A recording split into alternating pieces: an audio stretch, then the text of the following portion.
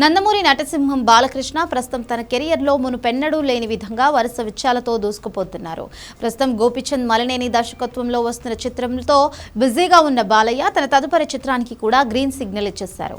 తాజాగా బాలకృష్ణ తన 112వ చిత్రాన్ని సక్సెస్ఫుల్ డైరెక్టర్ కొరటాల శివ దర్శకత్వంలో చేసేందుకు సై అన్నారు. ఈ ప్రాజెక్టుకు సంబంధించి ఫిల్మ్ నగర్ సర్కిల్స్ లో ఒక ఆసక్తికరమైన వార్త చక్కర్లు కొడుతోంది. సాధారణంగా బాలయ్య సినిమాలకు గత కొంతకాలంగా మ్యూజిక్ సెన్సేషన్ తమన్ ఆస్థాన సంగీత దర్శకుడిగా మారిపోయారు. బాలయ్య మాస్ ఎలివేషన్లకు తమన్ ఇచ్చే బ్యాక్గ్రౌండ్ స్కోర్ థియేటర్స్ లో పూనకాలు తెప్పిస్తుంది. అయితే తాజా సమాచారం ప్రకారం NBK 112 కోసం తమన్ స్థానంలో మరో మ్యూజిక్ సంచలనం అనిరుద్ రవిచందర్ రంగంలోకి దిగబోతున్నట్లుగా తెలుస్తోంది. కొరటాల శివ NTR తో తెరకెక్కించిన దేవరా చిత్రానికి అనిరుద్ అదిరిపోయే మ్యూజిక్ ఇచ్చారు.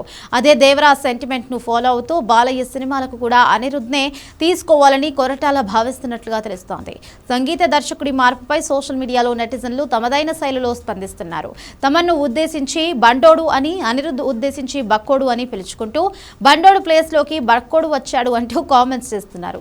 తమన్ అందించే బిగ్ సౌండ్స్ కు బాలయ్య ఎనర్జీ తోడైతే ఎలా ఉంటుందో మనందరికీ తెలిసిందే. ఇప్పుడు అనిరుద్ లాంటి ట్రెండ్ మ్యూజిక్ డైరెక్టర్ బాలయ్య వంటి మాస్ హీరోకు ఎలాంటి ట్యూన్స్ ఇస్తారో అన్నది అభిమానుల్లో తీవ్ర ఉత్కంఠతను రేపుతోంది.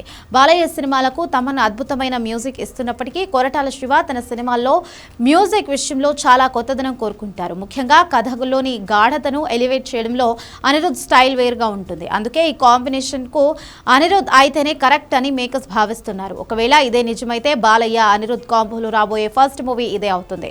కొరటాల శివ సినిమాలు కేవలం మాస్ మసాలా మాత్రమే కాకుండా ఒక సామాజిక సందేశాన్ని కూడా కలిగి ఉంటాయి. బాలకృష్ణకు ఉన్న మాస్ ఇమేజ్ కు కొరటాల మార్క్ మేకింగ్ తోడైతే బాక్సాఫీస్ దగ్గర వసూళ్ల సునామీ ఖాయమని విశ్లేషకులు భావిస్తున్నారు. ఈ ప్రాజెక్ట్ పై త్వరలోని అధికారిక ప్రకటన వచ్చే ఛాన్స్ ఉంది.